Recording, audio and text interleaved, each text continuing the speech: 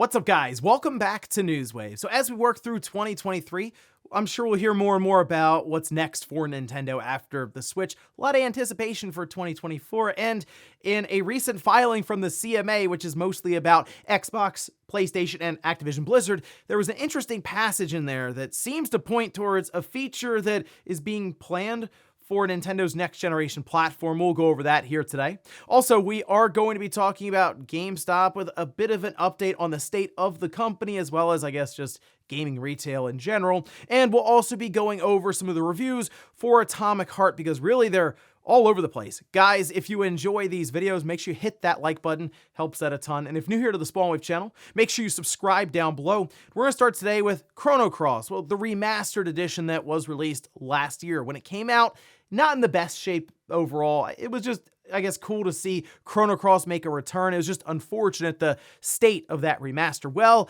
we have an update for it, which is interesting. Take a look at this. This is posted up over on Twitter, where they say, following the launch of the game last year, we're planning to release an update this month. The update includes a wide range of changes, such as frame rate improvements, changes to the growth system, and fixes for other bugs. So this is unfortunate. I mean, one, the state of the remaster on release, that being frame rate issues, which was weird because people were comparing it to the original release on the PS1, and the frame rate was actually worse on the newer remastered edition.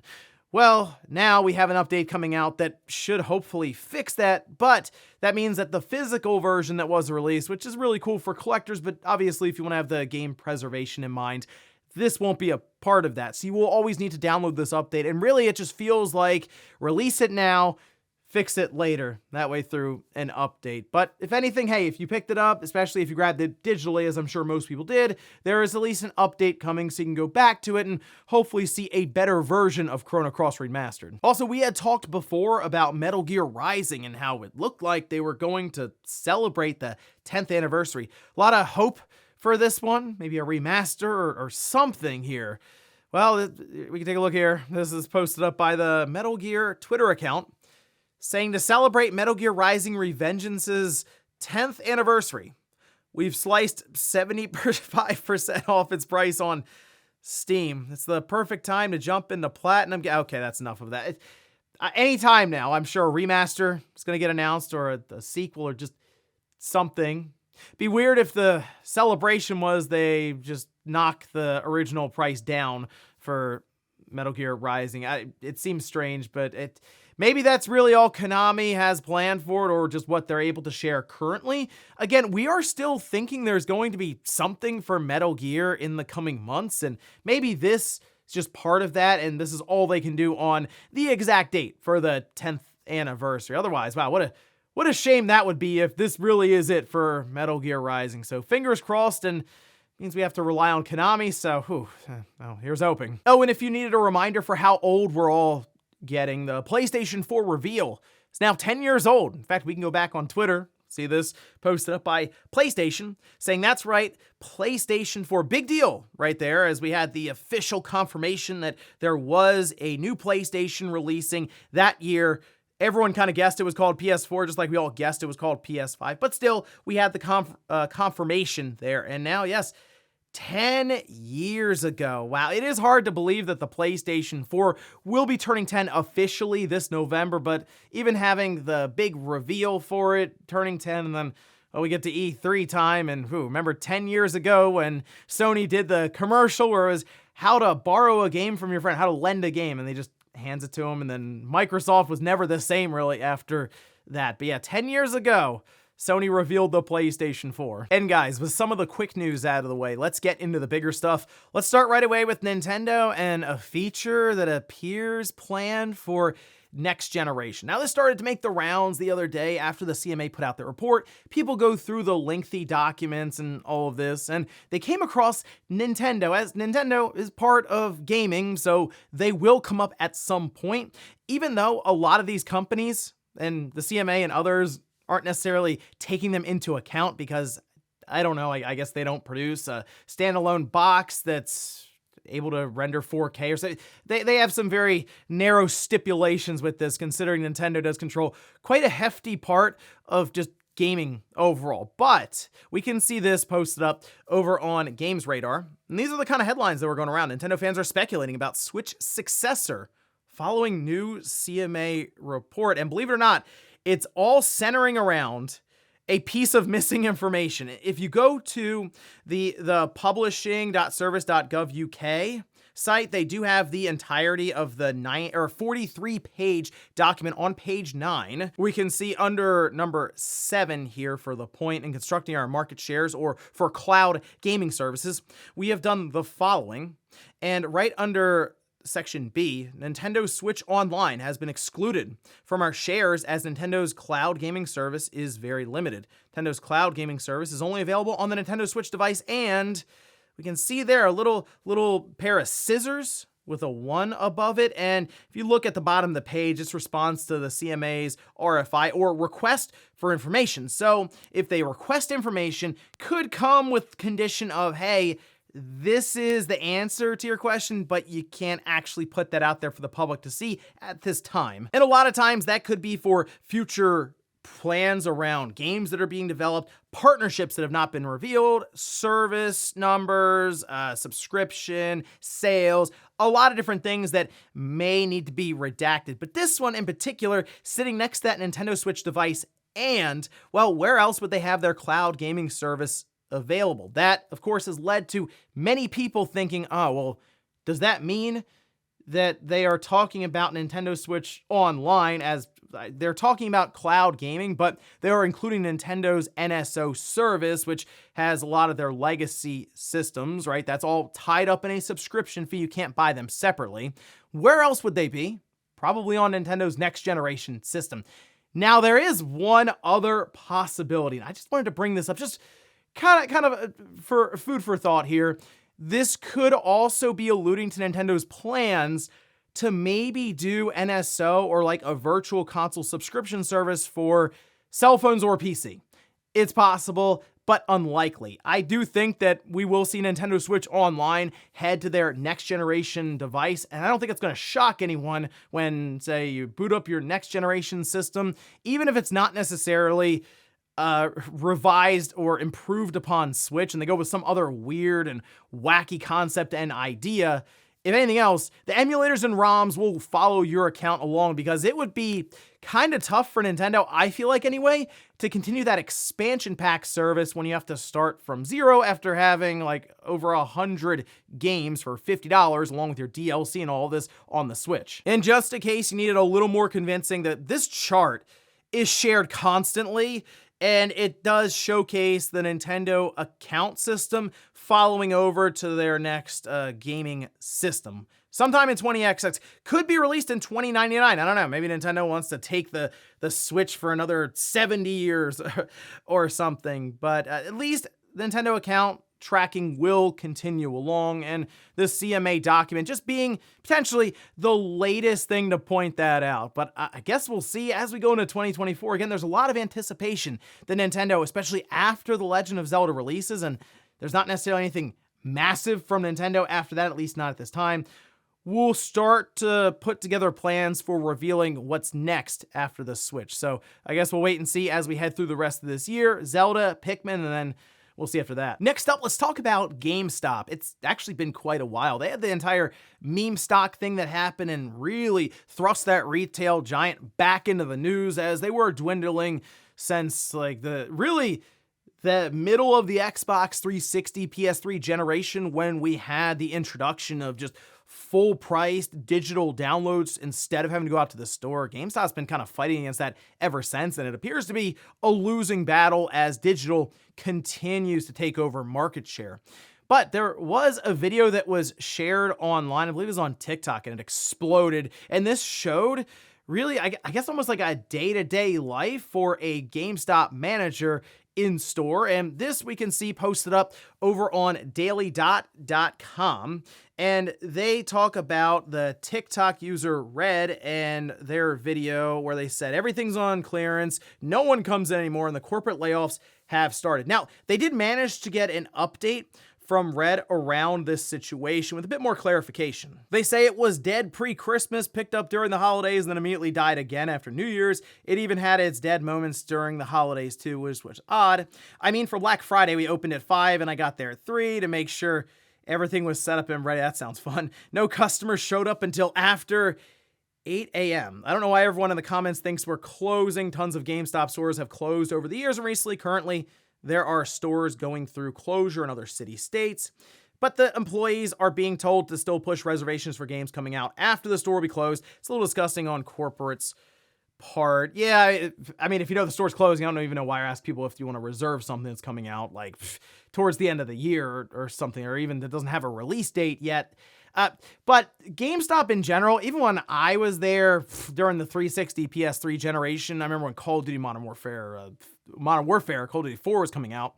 Even in the morning till like noon or 1, no one was really coming in. So the stores did have dead periods, but then after you got past like lunch and then after people were getting off work, it was just a mad scramble. It was just a rush of people constantly. Whereas now, wouldn't be shocked if it was consistently like that at GameStop, where it's just periods of no one coming in for hours on end. And this is kind of what I was curious about now. And I did have the poll just kind of reflect this. Are people still going out to retail stores in general and buying games? I know we had the pandemic and a lot of people were ordering from home for basically everything, but games were already kind of like set in that path anyway. So at this point, let me know in the comments, are you still going out to stores, whether it's a GameStop, a Best Buy, a Target, a Walmart, to pick up your games, or are you just ordering on Amazon and hey, when they ship out and they get here, they get here? Or are you going all digital with this generation? Because after seeing that video and how much attention it got, I believe over 6 million views on TikTok in no time, it does seem like people see the writing on the wall, as you would expect, for GameStop to probably eventually go away, at least as they're known now with the brick and mortar stores. Next up, let's talk about Atomic Heart. The game is out today, and I was very curious, one, what exactly this game was, and 2, how it would be received by critics versus just the overall gaming public. Well, we have our initial reviews that went live, and then throughout the day yesterday, more and more came in. But from what I could tell, the reviews were all over the place. There's a lot of mixed opinions around Atomic Heart, but let's take a look here. This over on Metacritic. I checked which system had the most reviews, and it looked like it was the PlayStation 5. It coming in at a 74. I noticed it was like 76, 75, 74, so could be lower here. Could actually go back up to 75, but that's on 26 critic reviews. But you take a look at the splits, 18 positive, 7 mixed, 1 negative. Now, I did notice we had like IGN, for example, I believe it was an 8. Then we saw DualShockers here at an 84, and going all the way down to Twinfinite, who gave it a 40. And looking at some of the pros and cons on this title, people seem pretty happy with almost like the opening half of the game, and then it kind of trailed off from there. People were pointing to the writing becoming a problem as you went through, but visually speaking, it seemed like it definitely attracted a lot of people who liked BioShock, and it continued to play into that. In fact, I started up the game yesterday because I went ahead and downloaded it on Game Pass, and then you can change your region on the Xbox Series to, I believe, New Zealand, and then you're able to start pretty early in the day on the East Coast. So I did that, played through about an hour to an hour and a half, and the initial 30 to 40 minutes is trying to set up that BioShock vibe. You don't really do a lot in the first 30 to 40 minutes. It's kind of a guided tour showcasing sort of the setting, the tone, and from there, you do end up in some pretty big set pieces as things start to